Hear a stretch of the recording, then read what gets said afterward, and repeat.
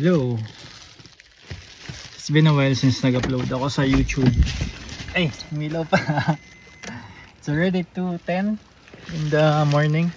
Tapos ko palang mag-aaral. Pauwi na pare. Uy, ito siya ka-peaceful oh.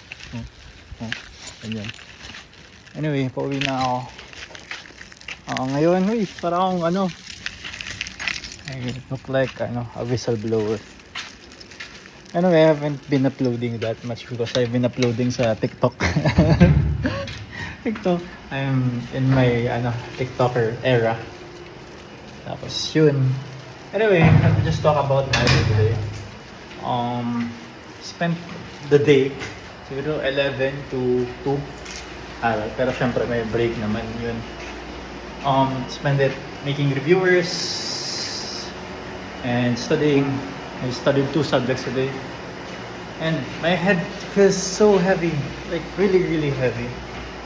Anyway, whenever I feel like I'm so tired, just say that I'm thankful that I'm tired for something that I really want to do.